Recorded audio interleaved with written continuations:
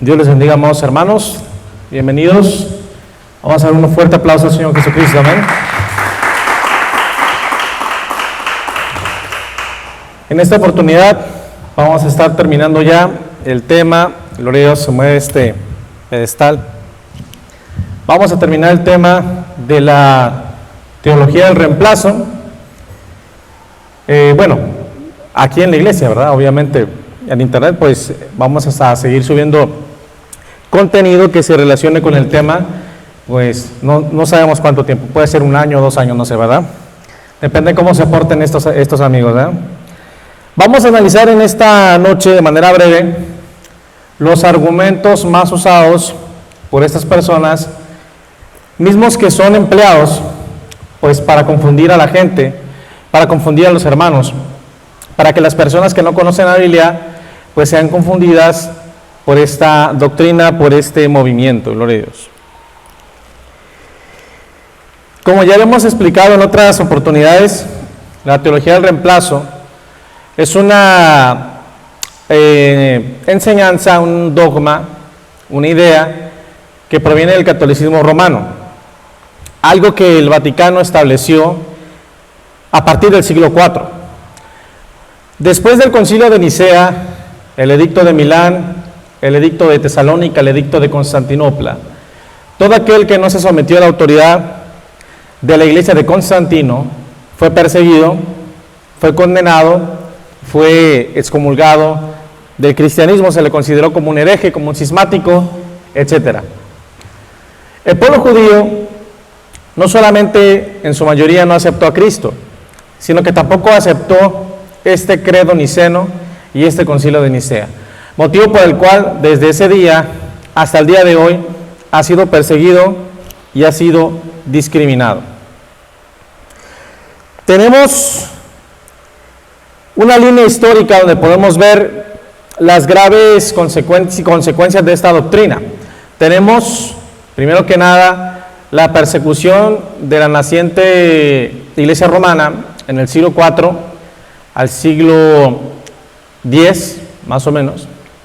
Después tenemos la segunda persecución de los romanistas en contra de los judíos en las cruzadas, con el Papa Urbano II, ¿no? Principalmente. Luego tenemos la Inquisición europea occidental y la Inquisición de la corona española en contra de los judíos. Es ahí donde nacen los conversos, aquellas personas que se cambiaron sus apellidos, ¿no? Que se apellidaban, no sé, Cerón, se apellidaban Leví, Cohen, y se los cambiaron para Núñez, para Muñoz, para Fuentes, para García, González, Zapata, Herrera, Zapatero, Carpintero, Campos, Flores, León. O sea, cambiaron sus apellidos para evitar la persecución. Fingieron una conversión para evitar la persecución. Después de esto tenemos lo que son los pogromos rusos. Esto es antes de la Primera Guerra Mundial, que se desata otra persecución contra los judíos en el Imperio Ruso por los zares, los cuales culparon de la crisis económica del imperio a los judíos.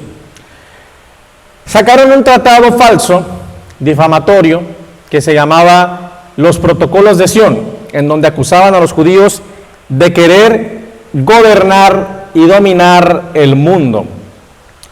En base a esta difamación, el antisemitismo creció de manera desmedida en Rusia a tal grado que los judíos fueron perseguidos en todos lados, que los sacaban de sus negocios, los sacaban de sus trabajos y los empezaban a linchar y todo eso, ¿no? Luego de esto viene ya lo que es la Segunda Guerra Mundial, con el fascismo italiano, el fascismo alemán del pintor austriaco, ¿no? Este señor Adolfo, que no puede ser mencionado su apellido, el cual se basa en el antisemitismo de los rusos, se basa en el antisemitismo de Madame Blavatsky, se basa en el antisemitismo de los ocultistas y se basa en el antisemitismo de los católicos romanos y de los católicos reformados. ¿Por qué? Porque las denominaciones reformadas también son católicas, ellos mismos se autodenominan católicos reformados. Eso lo voy a sacar en otro video si Dios me da vida y lo permite, donde voy a mostrar todos los datos históricos que demuestran cómo múltiples obispos, múltiples sacerdotes y pastores reformados, luteranos, bautistas reformados, calvinistas, metodistas, se unieron a este señor, a este nazi, a los nazis, e incluso fundaron una denominación reformada nacional socialista, donde en lugar de predicar la Biblia, en lugar de predicar el Evangelio, en lugar de predicar a Jesucristo, se predicaba el antisemitismo. Y se buscaba justificar el antisemitismo con la Biblia, eso es histórico.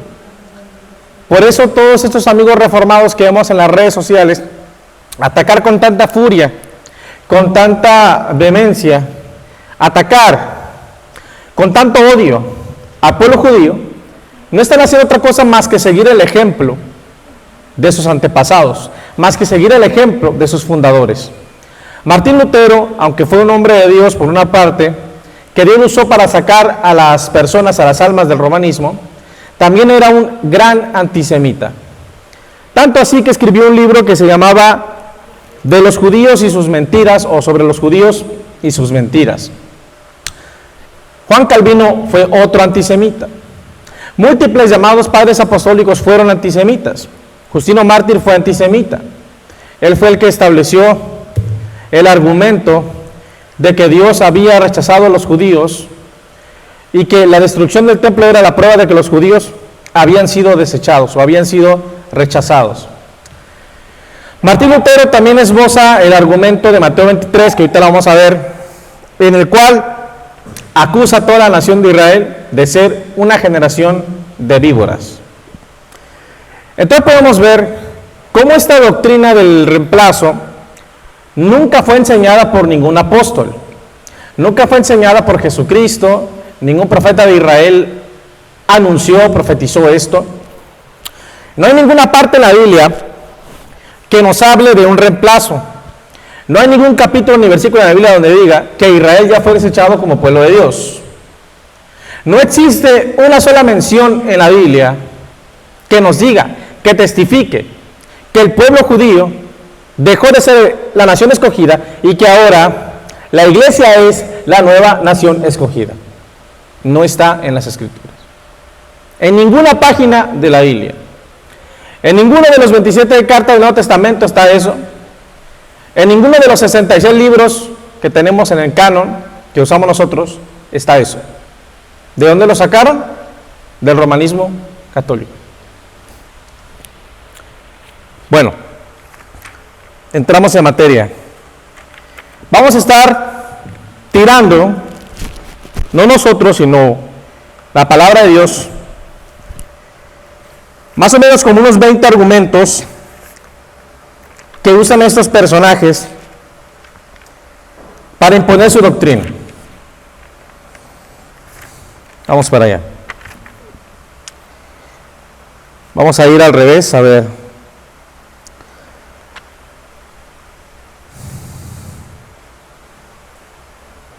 El argumento número 20 es que Dios no tiene dos pueblos.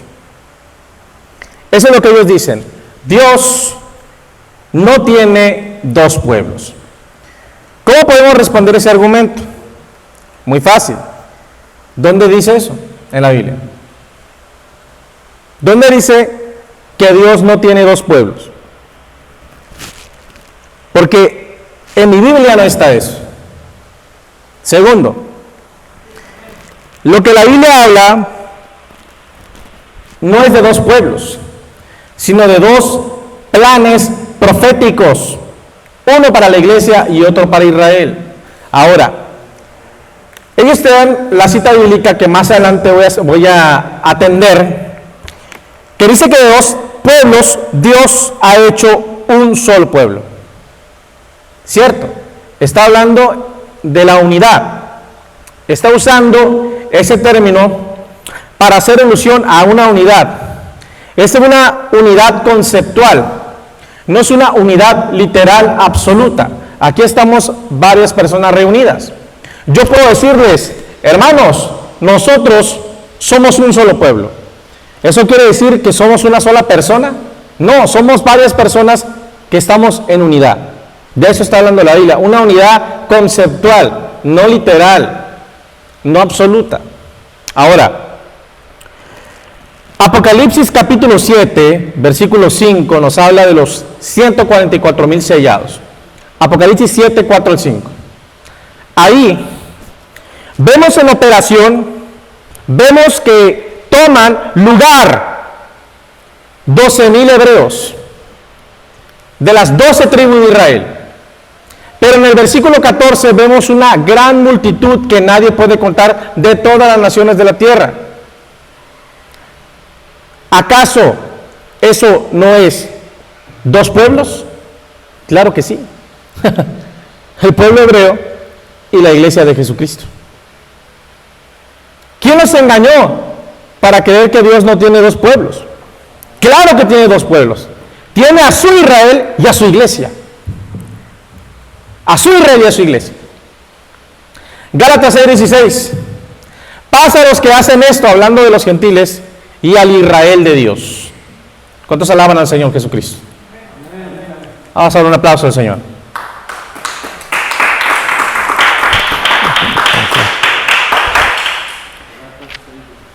$19.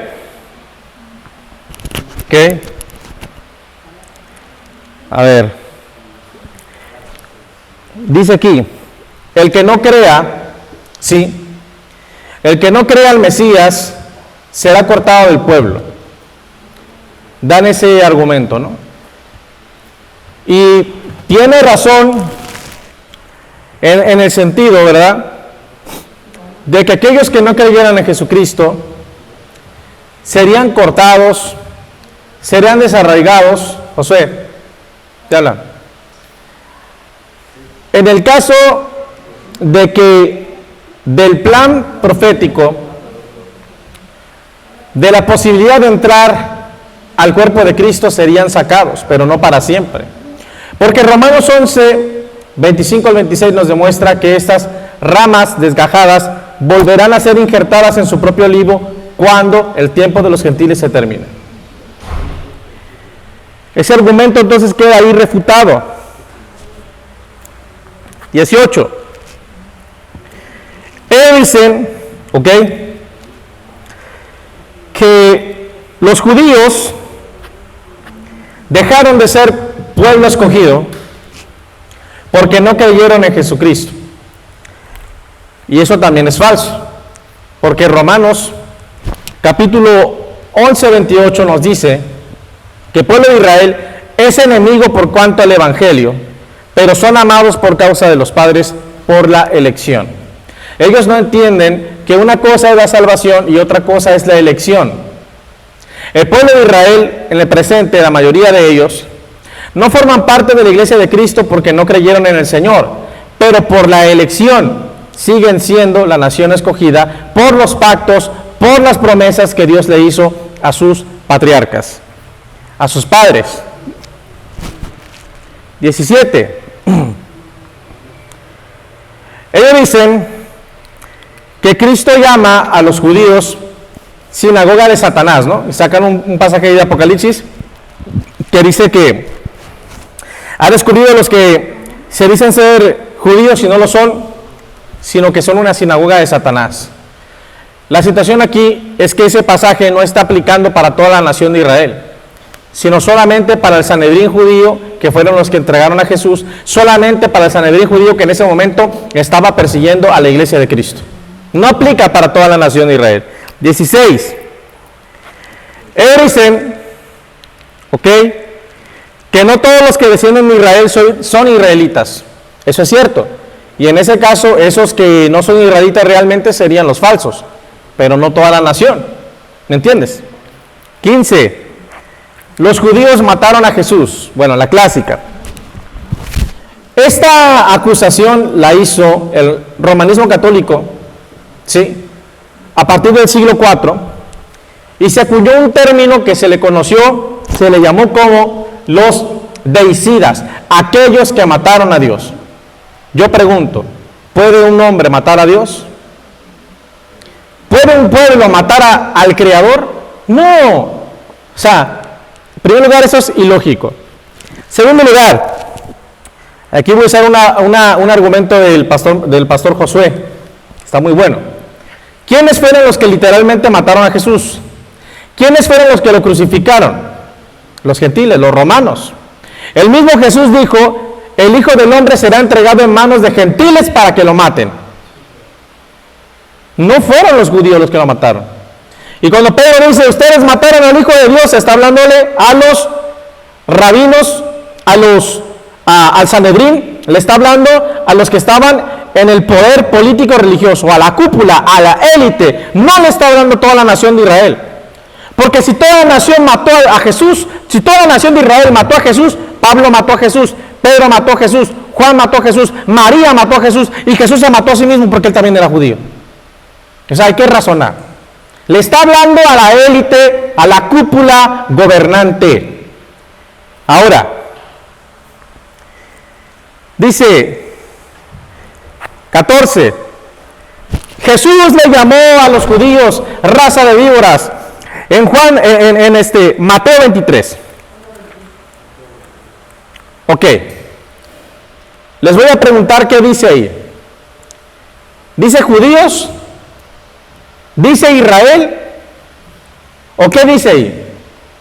Hay de vosotros judíos, dice así. Hay de vosotros, nación de Israel. Hay de vosotros, escribas y fariseos. ¿A quién le está hablando? A la cúpula corrupta que lo crucificó. No al pueblo de Israel. Hay que aprender a leer la Biblia, por favor. 13. La Biblia llama a Jerusalén, la Biblia llama a Jerusalén Sodoma y Egipto en el Apocalipsis.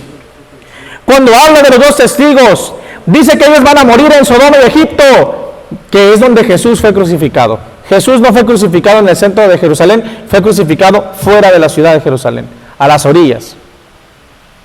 Porque tenía que cumplirse las profecías. Primero. Segundo, ok, pero también la Biblia le llama a Jerusalén la ciudad amada. Apocalipsis 20:10. Satanás saldrá, engañará a naciones y rodearán a los santos y a la ciudad amada. Y si bien la Biblia le llama Sodoma, es porque en el presente en Israel hay mucho pecado, como lo hay aquí también. Pero eso no quiere decir que están condenados. Eso quiere decir que hay pecado, pero que al final, según las promesas de Dios, no de los hombres, se van a arrepentir y serán restaurados. Y con esto les vamos a acabar. ¿Cómo le llamó Jesucristo a Jerusalén? ¿Le llamó Sodoma o cómo le llamó? No juréis por el cielo, que es el trono de Dios. No juréis por la tierra, que es el estrado de sus pies, ni por Jerusalén, la ciudad del gran rey. Es así. Número 12. A ver.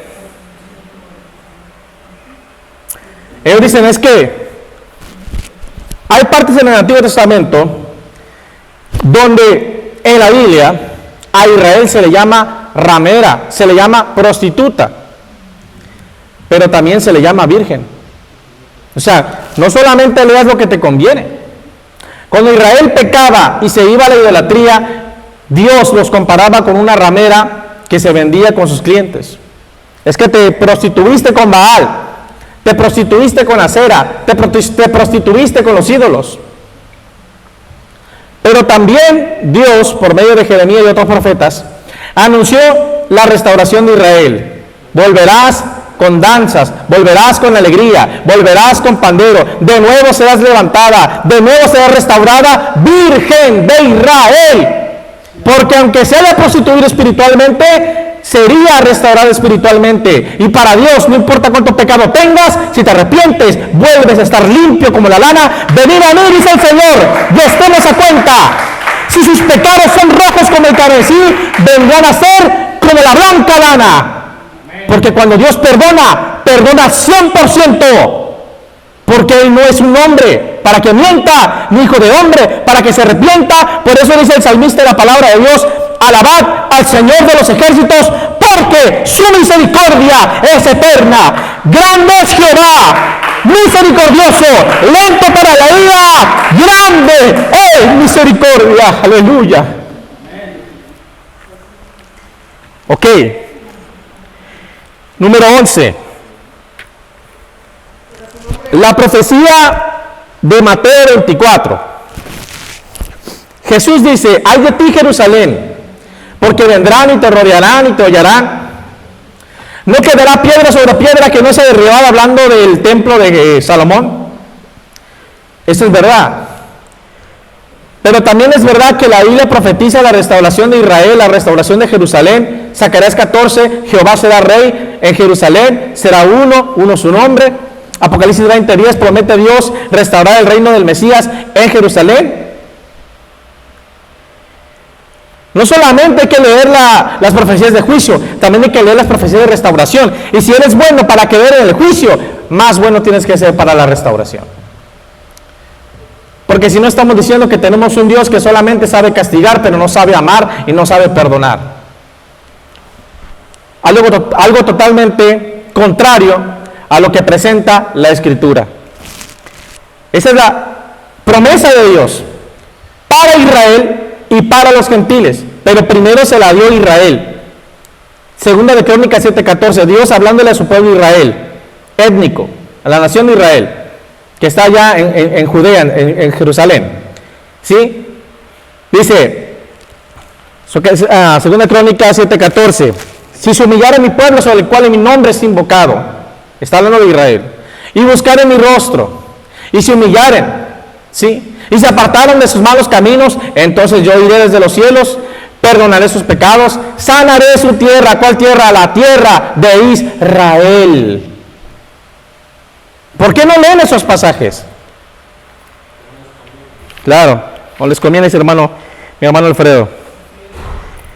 Entonces, es verdad que Jerusalén fue destruida en el año 70 por Tito, el romano. Es verdad que quedó hecho cenizas, que el templo quedó completamente destruido, que la cúpula del templo se derritió, el oro cayó sobre las rocas que estaban debajo del templo, las rocas se bañaron en oro, se chapearon en oro, y los guardias y todos los que habían entrado a invadir sacaban las piedras y se las llevaban porque estaban llenas de oro, cumpliendo la profecía de Cristo, que ni siquiera una piedra quedaría ahí. Pero también es verdad que en 1948 Israel volvió a levantarse como una nación. El pueblo que había sido esparcido por más de 2000 años por todas las naciones, que lo intentaron exterminar, los rusos, los alemanes, los asirios, todo el mundo regresó a su tierra después del exterminio nazi.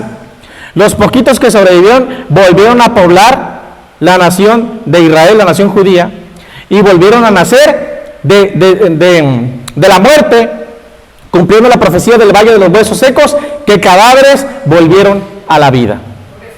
Entonces, sí es cierto que Dios castigó a Israel. Ese argumento prueba que Dios ha castigado a Israel, que Dios ha reprendido a Israel, que Dios ha azotado a Israel de una manera feroz, como lo hizo con los babilonios, con los persas, con los nazis, que ellos han sufrido, que los han exterminado, que los han perseguido, que los han discriminado, pero no prueba que los ha rechazado. Ese es el punto. Número 10. Ellos dicen, ok, dice aquí, el juicio divino en contra de las tribus del norte, su esparcimiento, prueba que Dios desechó a Israel, dicen ellos. Porque las tribus del norte no han regresado, dicen. No han regresado las tribus del norte. Y nunca van a regresar. Escuché una persona esta decir así: nunca van a regresar, jamás. Palabra de Satanás, porque la Biblia dice lo contrario. Zacarías 30:10 dice que los hijos de Israel regresarán a su tierra, y cuando está hablando de los hijos de Israel, está hablando de las 12 tribus, no solamente de Judá.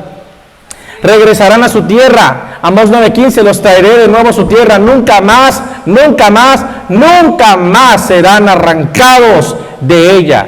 Y si los arrancan, Dios no existe. ¿Qué están diciendo ustedes? ¿Que Dios es un mentiroso? ¿Que no cumple sus promesas? El Dios de estas personas, de los reformados y otros personajes que creen en esta doctrina, es un Dios mentiroso. Es un Dios que se arrepiente. Es un Dios que no cumple sus promesas. Pero el Dios de la Biblia es un Dios que cumple sus promesas y es un Dios que es fiel a su palabra. Número 9. En el Antiguo Testamento dicen ellos, ¿ok? Hay muchas profecías que hablan de juicio en contra de Israel. Sí, pero también hay profecías que hablan de su restauración, de su reino, de sus triunfos, de su bendición, de sus promesas. 8. Es que en Romanos 11 la Biblia dice que esas ramas fueron desgajadas. Sí, pero también dice que volverán a ser injertadas.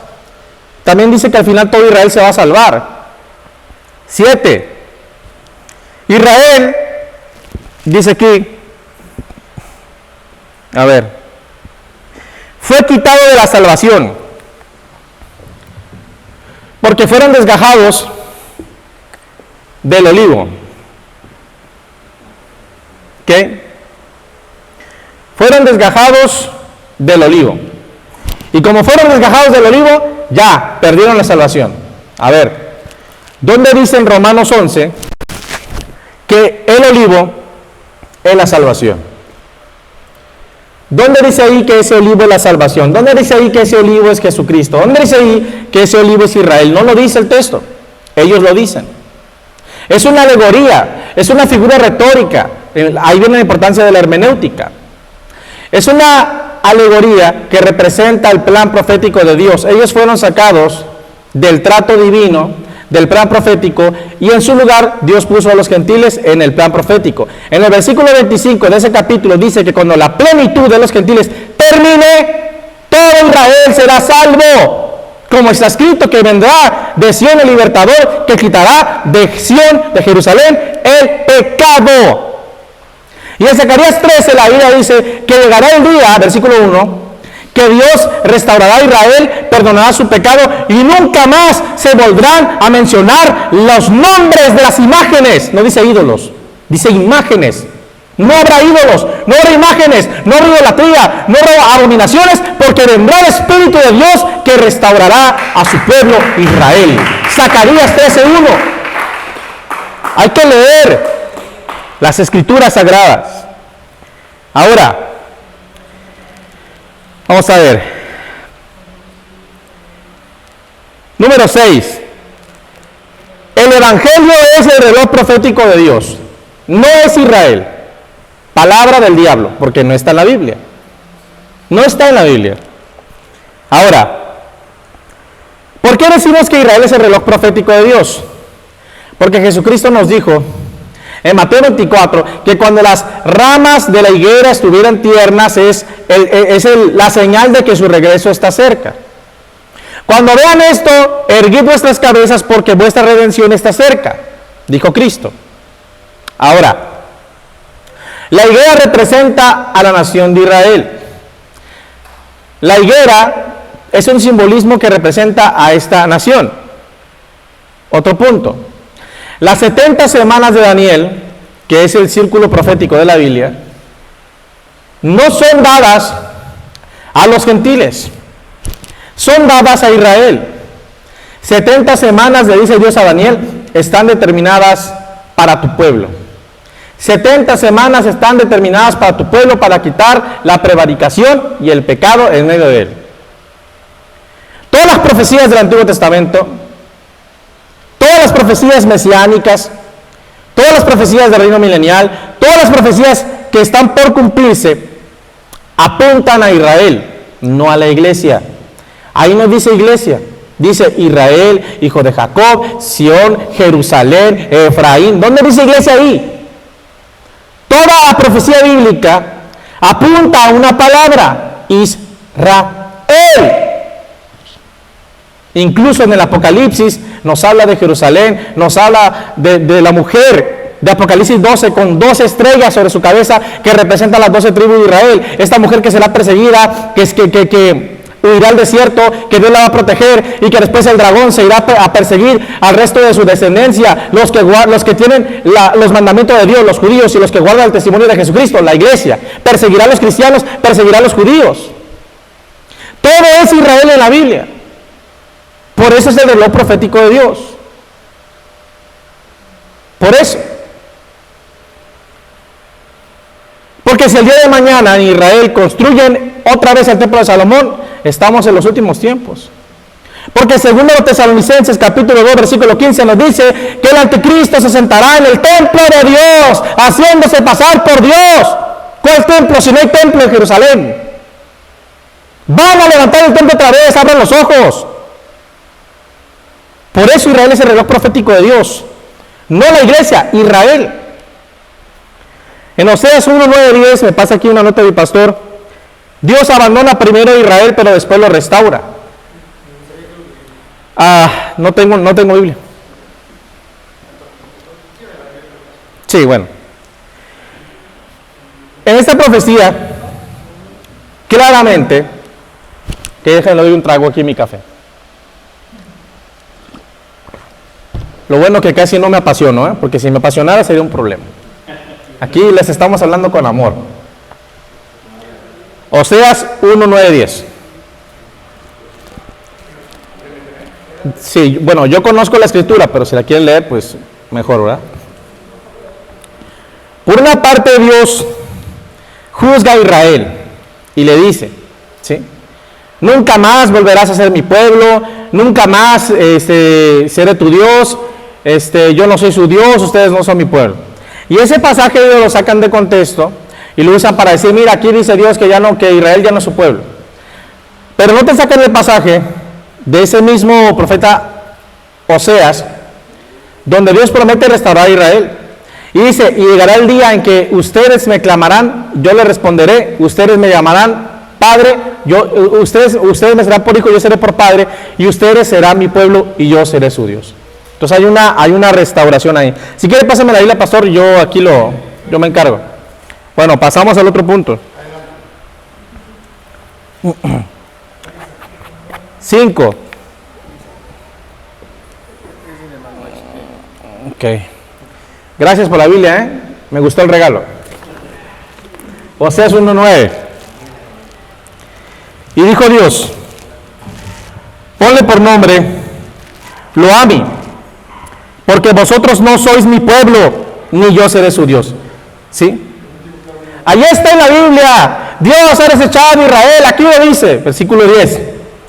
Con todo será el número de los hijos de Israel como la arena del mar, que no se puede medir ni contar.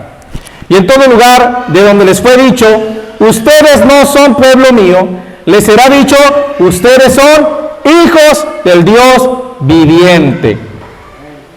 Entonces simplemente, gracias. Digo, no es regalo, gracias por pasármela. Entonces, aquí vemos una figura teológica donde por una parte Dios promete castigo a Israel, promete que le dará la espalda a Israel por su pecado, pero al final lo va a restaurar. Versículo 5. Ese niño va a ser un buen cantante, tiene buen pulmón. Versículo 5. La viña le fue quitada a los judíos, dicen ellos. Sí. Les fue quitada la viña, les fue quitado el reino y le fue entregada a la iglesia. Mateo 19, 28. Le dice Jesús a sus apóstoles, ustedes que me han seguido en la restauración se sentarán, voy a dejar esto, sobre 12 tronos para juzgar a las 12 tribus de Israel. Repito, ustedes que me han seguido en la restauración se sentarán sobre 12 tronos para juzgar a las 12 tribus de Israel. Esto confirma que el reino no le fue quitado a Israel. Número 4. Ya estamos terminando. Hacemos el resumen y cada quien para su casa. No se crean. 4. Ya no hay judío, dicen ellos. Ya no hay gentil. Ok, pero también dice, ya no hay varón. Ya no hay hembra. Entonces, ¿qué hay? ¿Ya saben qué? Marcianos, extraterrestres. Como cuando fui no es por derramar crema, lo digo delante de Dios, simplemente pues viene al tema. Cuando fui a la ciudad de Nueva York, a New York, no lo digo para presumir, viene al tema, repito, que allá le dicen New York, que la palabra New York significa la ciudad judía, porque en Nueva York está una de las mayores poblaciones de judíos de todo el mundo. Después de Jerusalén, de Tel Aviv, Nueva York es la ciudad con más judíos en el mundo. Ahí donde quiera que vayas ves judíos por todos lados. Pero bueno, paramos en un restaurante para entrar al sanitario, ¿verdad? Porque pues estábamos haciendo un viaje por tierra. Viajamos desde Nueva York hasta Houston, imagínense todas las horas de camino. Creo que casi un día y medio hicimos de camino, no me acuerdo. El punto es que cuando llegamos al baño, me sorprendí muchísimo porque vi que de un baño salieron mujeres y hombres. Se revolvían. Llegabas al baño y en lugar de ver una figura de una dama, de un caballero, era un signo de interrogación así. Y ahí se metían hombres, mujeres, hombres vestidos de mujer, mujeres vestidos de hombre, todos así, usando el baño revueltos, porque no había varón, no había hembra, todos así. Lo que tú piensas que eres, eso eres. Si crees que eres un perro, entras gateando.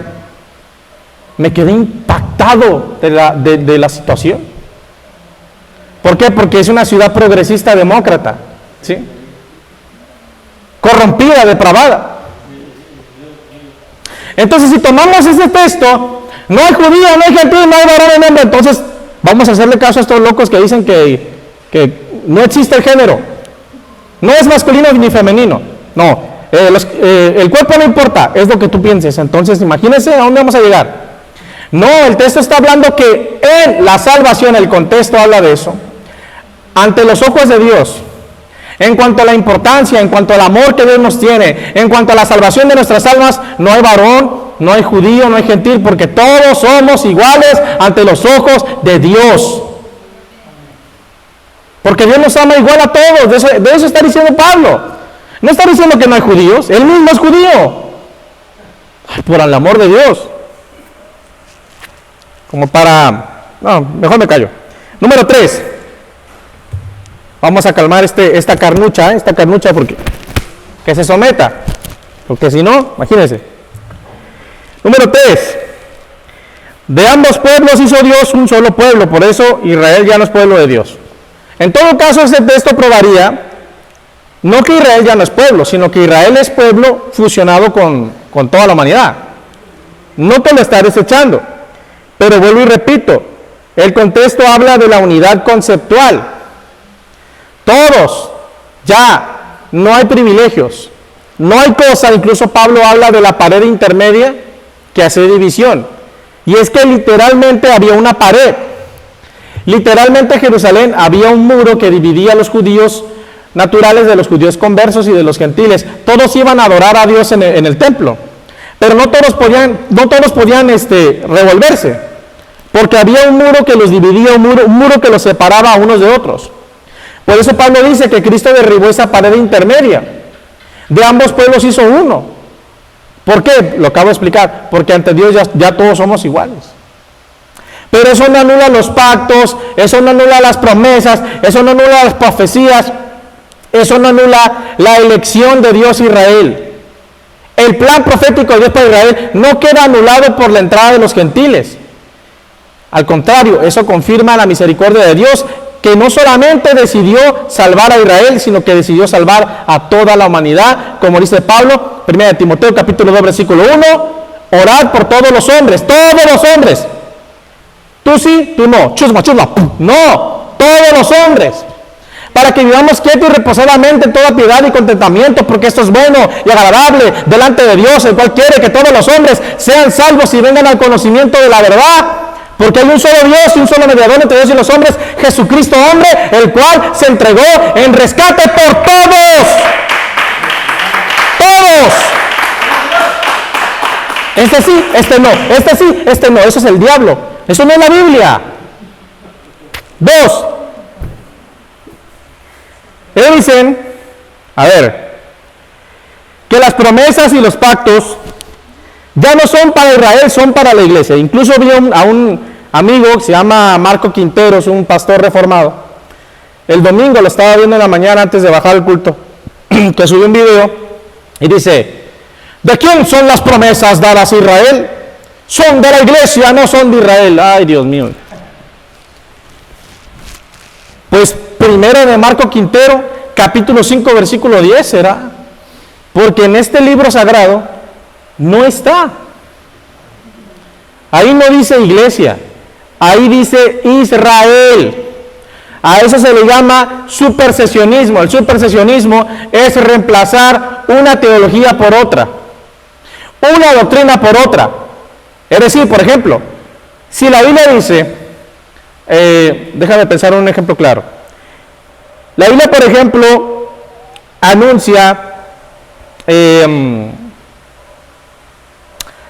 no se me ocurre, por ejemplo, Apocalipsis 21:14 nos dice que en el cielo hay 12 cimientos que son los 12 nombres de los 12 apóstoles. Imagínense que yo diga, bueno, antes era eso, pero ahora ya no es así. Aunque la Biblia diga ahí 12 nombres de 12 apóstoles del Cordero, para mí son los nombres de los 12 patriarcas islámicos. Para mí son los 12 nombres de los 12 diputados del PRI.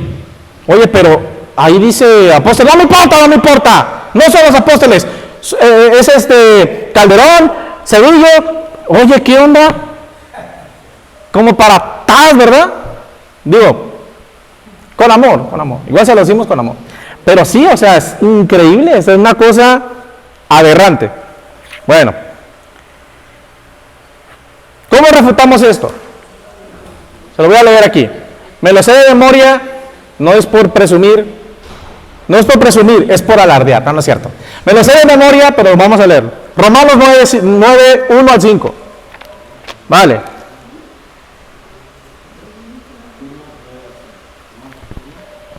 Romanos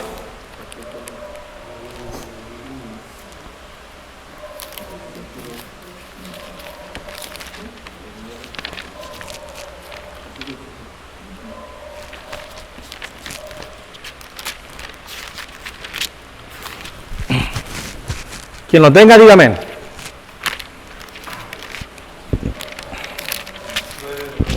9:1 en adelante. Dice, amén. Léelo, hermano, si quiere usted. Sí.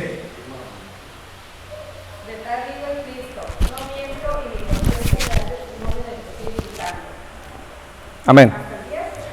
Hasta el 5.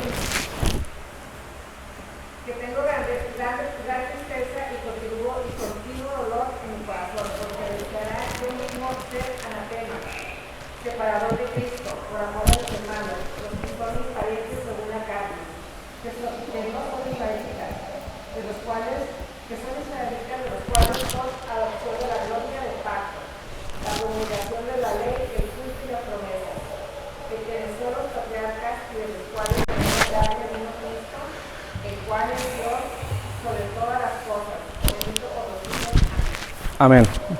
Un aplauso, Señor. Gracias, Señor. De quienes son, tiempo presente, ¿verdad? El tiempo presente activo indicativo, algo que está señalando una acción específica, que te está diciendo algo de manera explícita, de manera clara, ¿verdad? Taxativa, tácita, clara como el agua pura, como dicen en España. ¿De quiénes son las promesas? Oye, pero estos dicen que las promesas son de la iglesia, pero la Biblia dice que son de Israel. ¿De quiénes son las promesas? El pacto, la promulgación de la ley, de quienes son los patriarcas y de los cuales según la carne vino Cristo, el cual es Dios sobre todas las cosas. Ahora, Romanos capítulo 3:1, ¿qué dice Pablo? ¿Qué ventaja tiene pues ser judío? Si yo fuera reformado diría, pues ninguna, porque ya no hay judío, porque Israel ya desechado, ¿no? Como dicen allá en el barrio cuando juegan fútbol, fuera Chapule, y revientan la pelota. Fuera Chapule, ¡tal! La revientan hasta donde les alcance el pie. Pero eso no es lo que dice Pablo. Romanos 3:1. ¿Qué ventaja tiene la circuncisión? Mucho, en todas maneras. Primeramente, porque a ellos les fue confiada la palabra de Dios. Este libro es judío. Israel desechado. Bueno, devuélvanos la Biblia. Israel desechado. Devuélvanos a Jesús. O sea, no quieren a Israel, pero sí quieren la Biblia, sí quieren a Cristo. O sea, qué bonitos salieron, ¿verdad? Y cuando se reúnen en sus cultos, se ponen a leer los salmos de Israel. Se ponen a leer el Antiguo Testamento de Israel. Se ponen a leer las epístolas, los pasajes del Nuevo Testamento escritos por apóstoles judíos. Y al mismo tiempo odian a los judíos. O sea que hay que llevarlos al manicomio. Último. Ellos dicen, a ver, bueno, esto ya lo refutamos. Ya sería todo, hermano. Déjenme resumir ya el tema. Voy a sintetizar. ¿Ok? Resumen final. Ya si después de este golpe se levantan es porque de plano tienen una mandíbula muy dura, 4 puntos que refutan la teología del reemplazo. ¿Qué es la teología del reemplazo? Aquellos que creen y dicen que Israel ya no es el pueblo de Dios y que ahora el nuevo pueblo de Dios es la iglesia, la iglesia. Yo pregunto, ¿cuál iglesia, no? La católica, la reformada, la metodista, la wesleyana. Hay 2.500 denominaciones. ¿Cuál de todas es la iglesia? Yo digo que ninguna, ¿verdad? Yo digo que el pueblo de Dios verdadero es todo aquel que ama a Cristo, sea judío, sea gentil, no interesa. Esa es la iglesia, ese es el cuerpo de Cristo, pero además del cuerpo de Cristo, Dios tiene a su Israel. Y eso es punto y aparte. A mí no me gusta. Pregúntale a Dios. No, no estoy de acuerdo. Ve a un cerro, ayuna 1000 días y dile a Dios, no estoy de acuerdo. A ver qué te dice. Reclaman a Dios. No tiene nada que ver el judío. Si Dios, en lugar de haber escogido a los judíos, hubiese escogido a los mexicanos, todo el mundo sería anti-mexicano, porque no es la raza, es la envidia, es el odio maligno, no es el pueblo, sino es el odio que Satanás ha metido en sus corazones. No tiene nada que ver si es judío o no es judío. Dios no ha desechado a Israel, primer argumento. Romanos 11:1, digo pues, ¿ha desechado Dios a su pueblo? En ninguna manera. Bueno, no saben leer, ¿verdad? Hay que mandarlos al kinder porque ellos no entienden esto. ¿Ok? Romanos 11:25 al 26. Esa Biblia que tengo ahí, que es una Biblia viejita, por ahí está, arriba de esa Biblia que está ahí, tengo una Biblia, no la ocupo, no, solamente el ejemplo lo estoy diciendo. Esa Biblia que está ahí es una Biblia de 1961. Y ahí dice en Romanos 11:25, al final, cuando el número total de los gentiles se salve, luego todo Israel se salvará. Entonces no hay reemplazo. Dios no está desechando a Israel. ¿Ok? Y esta es la escritura estrella. Y esta sí la voy a leer. Las demás las voy a decir de memoria, pero esta la voy a leer. Es importante. Si después de este texto, usted, amado amigo que me escucha en el internet, sigue creyendo que Israel no es pueblo de Dios, no tengo nada más que hacer por usted más que orar y entregarlo a la misericordia de Dios. Jeremías 31. Jeremías 31:35.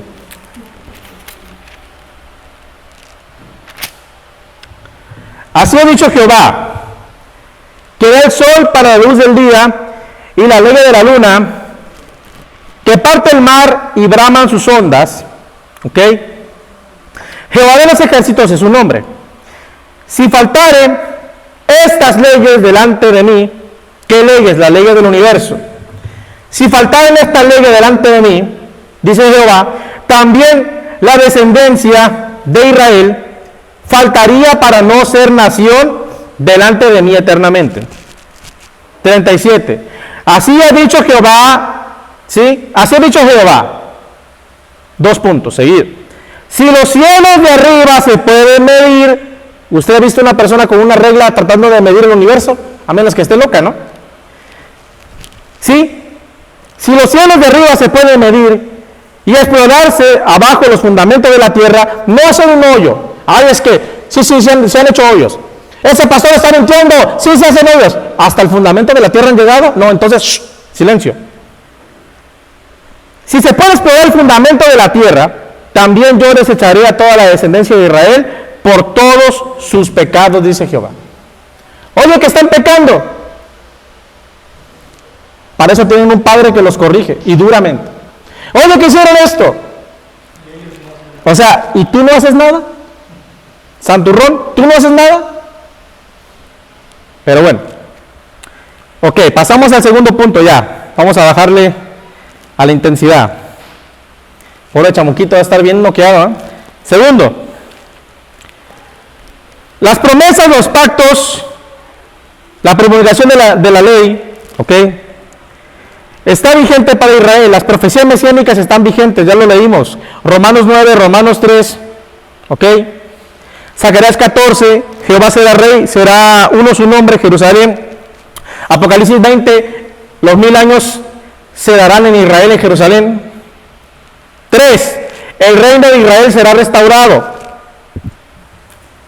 Pedro le dice a Cristo, Hechos capítulo 1, versículo 6. Señor, ¿restaurarás el reino de Israel en este tiempo? ¿Y qué le dice el Señor?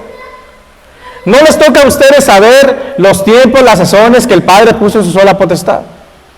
Dice César Vidal, es que los apóstoles andaban desorientados. Cuando le hicieron esa pregunta, no tenían clara la escatología. O sea, necesitaban a Orígenes de Alejandría, necesitaban a Agustín Hipona, a que Agustín Hipona escribiera su libro La ciudad de Dios, para que entendieran qué es el amilenialismo, porque los apóstoles no estaban cortos de mente.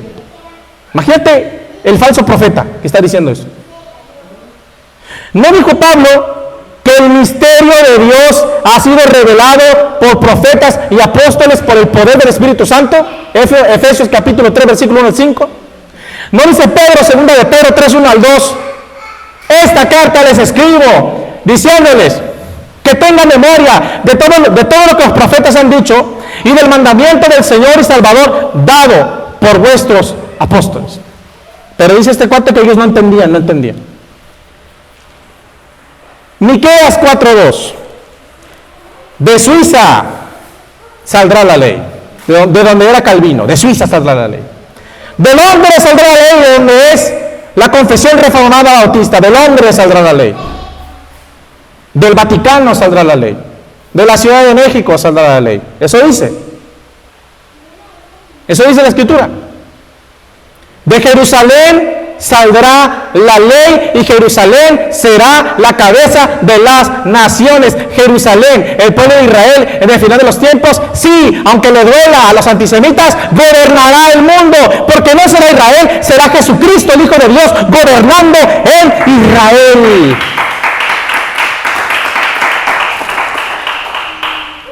Apocalipsis capítulo 7, versículo 5, vemos 144,000 sellados, 12,000 de cada tribu de las 12 tribus de Israel, probando que los que fueron desterrados a Siria regresarán y serán restaurados espiritualmente. Dios está restaurando espiritualmente a la nación de Israel.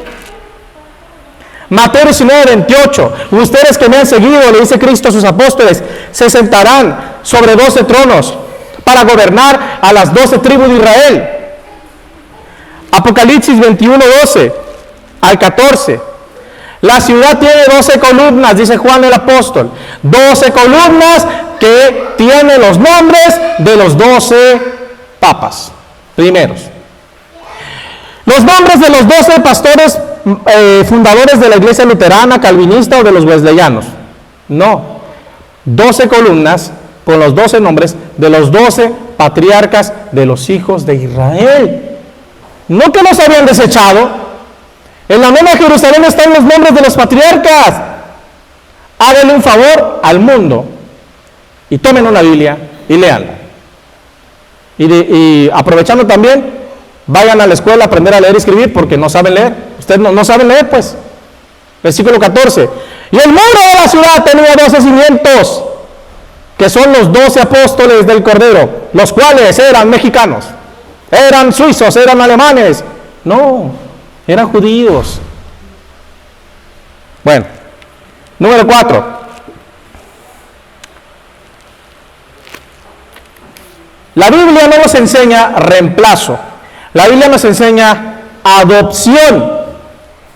Los gentiles no fueron llamados para suplantar a Israel. Fueron llamados, en este caso, para ser adoptados y ser injertados contra natura en el olivo. Romanos capítulo 11, versículo 14 al 15. Por último, punto número 5, y con eso termino el estudio. En la Biblia sí hay diferencia en el plan profético, no en la salvación, no en el amor de Dios, no en la misericordia de Dios, no en la importancia, no en la dignidad. Ante Dios todos somos iguales, pero en el plan profético sí hay diferencia entre judíos y gentiles. Gálatas 2:9 dice Pablo que se reunió con Juan, Santiago, y Jacobo, no, Juan, Santiago, Pedro, Juan y Jacobo, los cuales eran considerados como columnas de la iglesia de Jerusalén. Y acordamos que ellos fueran a los judíos y nosotros a los gentiles. Ahí están dos planes proféticos. Pablo y Bernabé le dicen a los judíos en la sinagoga que estaban reacios a creer en Cristo lo siguiente: a la verdad era necesario que la palabra de Dios les fuera predicada primero ustedes, plan profético para Israel. Pero por cuanto no la aceptan, hablaremos con los gentiles. Mateo capítulo 10, versículo 5 en adelante.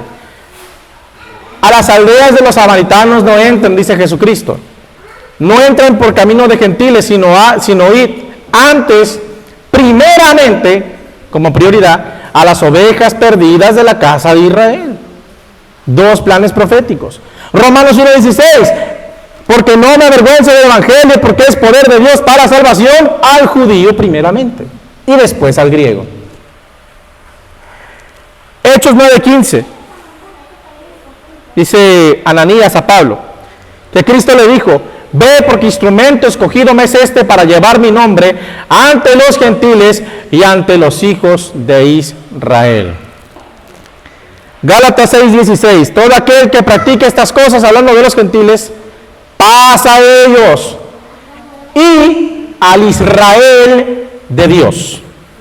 Romanos 11:25, cuando el número total de gentiles se haya salvado, traducción del Nuevo Mundo 1961, entonces luego todo Israel se salvará.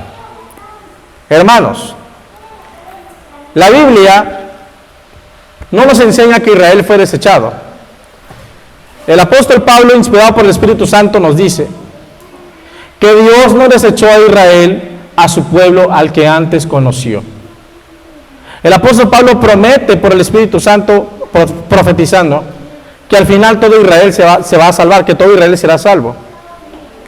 El apóstol Pablo nos dice que la incredulidad actual de Israel, Dios la está usando, Él ha usado para salvar a los gentiles. Dice, si la rebelión de ellos ha sido la salvación para los gentiles, ¿cuánto más será su restauración, sino vida de entre los muertos?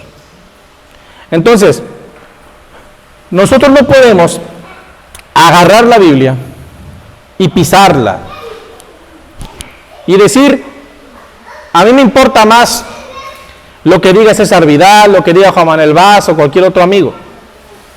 A mí me importa más lo que diga este concilio, esta confesión reformada, este magisterio, este concilio, etc. Si realmente somos hijos de Dios y si realmente amamos a Dios, tenemos que, gloria a Dios por ese niño, está hablando en lenguas, tenemos que amar, defender la palabra de Dios. ¿Sí? Porque este libro sagrado tiene el poder de salvar al ser humano. Pablo lo dijo, 1 Corintios 15:1. Ahora pues, ustedes son salvos por la palabra que les he predicado. Pero luego lanza una advertencia: si la retienen y si no, creyeron en vano. Usted no defienda a la iglesia, usted no me defienda a mí, usted defienda la palabra de Dios. Porque ¿qué pasaría si alguien en la calle insulta a tu padre, insulta a tu madre? Yo pienso que si alguien insulta a tu padre, insulta a tu madre en la calle, vas a defenderlo. Si Dios te da dominio propio, pues con palabras, y si no, quizás te vas hasta a las piñas, ¿no? Como dicen en Sudamérica. Pero ¿cómo es posible que insulten a tu Dios, a tu Padre, y su libro, sus promesas, sus profecías, y te quedes callado? Entonces, ¿amas más al hombre que a Dios? Con eso termino la conferencia, hermanos, no con la intención de ofender a nadie, sino como lo acabo de decir, la intención es defender la sana doctrina. Dios les bendiga.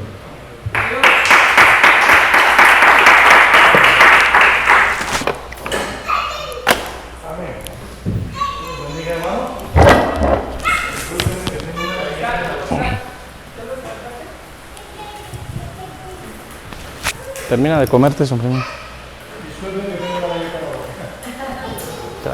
Ahí está el micrófono. Ahí está el micrófono. Amén. Muy bien. Bueno, la enseñanza sale mañana en estreno. Tengo que recortar. Se grabó y se